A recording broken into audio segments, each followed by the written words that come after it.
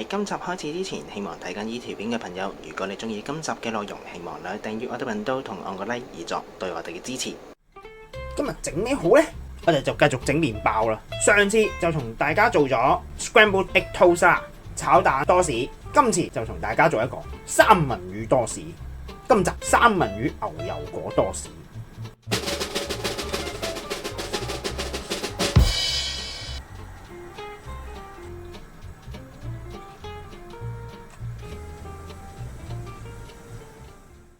話明三文魚多士，梗係唔少得主角三文魚噶啦。跟住我哋都會有牛油果，先做咗個醬底先。今次搽麵包個醬呢，我哋會用到 cream cheese， 先打溶咗個 cream cheese，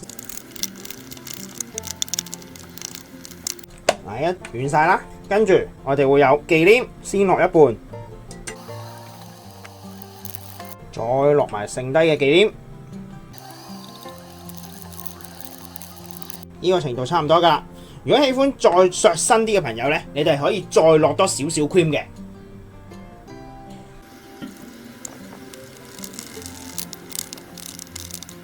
去到呢程度呢，就好停啦，千祈唔好再加 cream， 再加 cream 佢就會好削身噶啦。到時我哋會刨啲檸檬皮落去，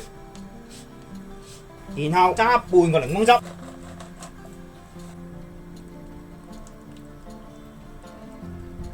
再攪勻佢，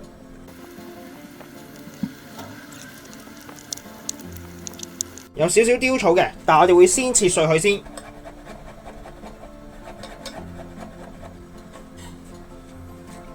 攪翻勻佢。呢個抹醬就完成咗啦。我哋先擺雪櫃先，跟住我哋就會烘麵包。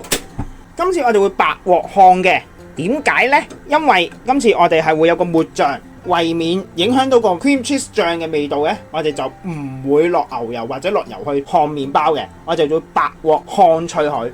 已經烘脆咗啦，俾大家聽一聽。呢個就係脆嘅聲音。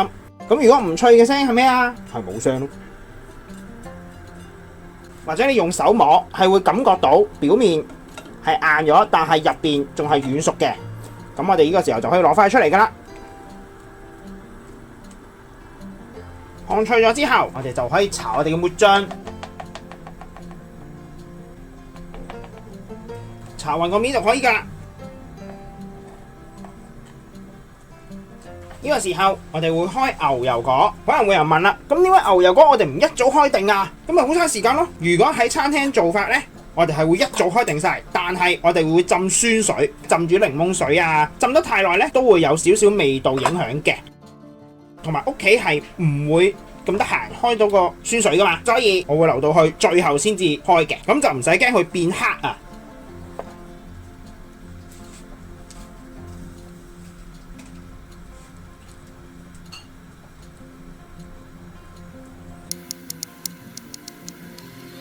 會邊落半隻牛油果就夠噶啦，鋪我哋嘅三文魚上去啦。最後我哋會有少少 capers 先拍扁佢，將佢切碎。我哋就會落少少 balsamic dressing， 呢個就係我自己整出嚟嘅 balsamic dressing， 即係結身嘅意大利黑醋。如果屋企冇咁結身嘅 balsamic dressing 嘅時候，你哋可以買支 balsamic vinegar， 即係呢啲你睇見到係好 liquid 嘅，你可以加熱，你濃縮到去見到係結身啦開始，你就可以熄火，然後等佢冷卻咗之後，佢就會變咗咁嘅程度噶啦。或者可以出去超級市場嗰度揾一揾，有啲大型超市係會有賣嘅 balsamic dressing， 落少少喺我哋嘅三文魚多士上邊，最後加少少 capers 碎上去就可以噶啦。亦都可以喺上邊加翻少少雕草做裝飾。我哋而家就最後嚟一個簡單嘅擺盤，先放上我哋嘅三文魚多士，最後加少少雜菜。因為三文魚本身係偏鹹嘅，所以我哋就會淨係落黑椒，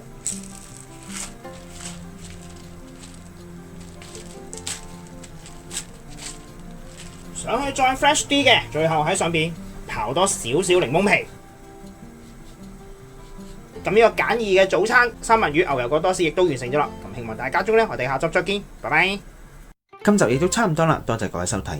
詳細食譜我哋會上傳喺 Facebook 專頁嗰度，有興趣嘅話可以上去查閱。另外，如果中意我哋頻道嘅話，希望可以訂閱我哋頻道同按個 like 以作對我哋嘅支持。希望大家中意啦，我哋下集再見，拜拜。